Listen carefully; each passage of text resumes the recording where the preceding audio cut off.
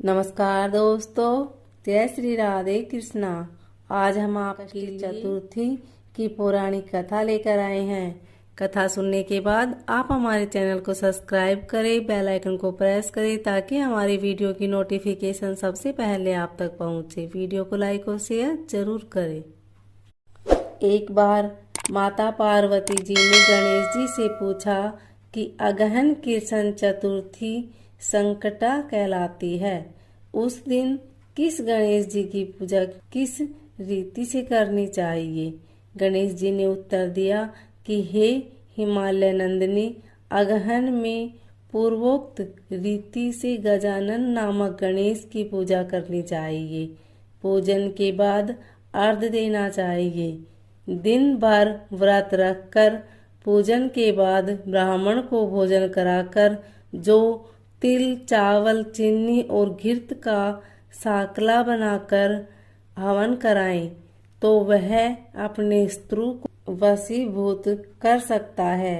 इस संबंध में हम एक प्राचीन इतिहास सुनाते हैं। प्राचीन काल में त्रेता युग में दशरथ नामक एक प्रतापी राजा थे।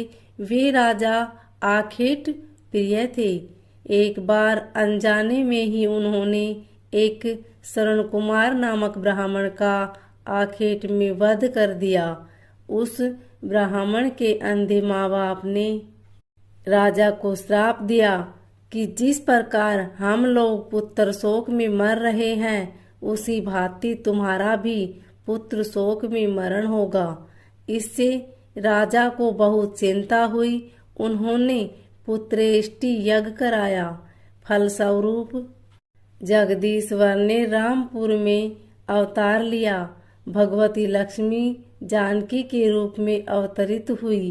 पिता की आज्ञा पाकर भगवान राम सीता और लक्ष्मण सहित वन को गए, जहां उन्होंने खरदूषण आदि राक्षस व राक्षसियों का वध किया। इससे क्रोधित होकर रावण ने सीता जी का अपहरण कर लिया। सीता जी की खोज में भगवान राम ने पंचवटी का त्याग कर दिया और ऋष्यमुख पर्वत पर पहुंचकर सुग्रीव के साथ मैत्री की। तत्पश्चात सीता जी की खोज में हनुमान जी आदि वानर तत्पर हुए। ढूंढते ढूंढते वानरों ने गिरधराज सनपाति को देखा। इन वानरों को देखकर सनपाति ने पूछा कि कौन हो, इस वन में कैसे आए हो, तुम्हें किसने भेजा है, यहाँ पर तुम्हारा आना किस प्रकार हुआ है। सनपाति की बात सुनकर वानरों ने उत्तर दिया कि भगवान विष्णु के अवतार दशरथ नंदन राम जी सीता और लक्ष्मण जी के साथ दंडक वन में आए हैं। वहां पर उनकी पत्नी सीता जी का अपहरण कर लिया गया है। हे मित्र, इस बात को हम लोग नहीं जानते कि सीता कहाँ है। उनकी बात सुनकर सनपाति ने कहा कि तुम सब रामचंद्र के सेवक होने के नाते हमारे मित्र हो। जानकी जी का जिसने हरण किया है और वह जिस स्थान पर है वह मुझे मालूम है। सीता जी के लिए मेरा छोटा भाई जटायु अपने प्राण गंवा चुका है। यहाँ से थोड़ी ही दूर पर समुंदर है और समुंदर के उस पार राक्षस नगरी है। वहाँ अशोक के पेड़ के नीचे सीता जी बैठी हुई है। रावण द्वारा अपहत सीता जी अभी भी मुझे दिखाई दे रही है। मैं आपसे सत्य कह रहा हूँ, सभी वानरों में हनुमान जी अत्यंत पराक्रमशाली है, अतः उन्हें वहां जाना चाहिए। केवल हनुमान जी ही अपने पराक्रम से समुद्र लांघ सकते हैं, अन्य कोई भी इस कार्य में समर्थ नहीं है।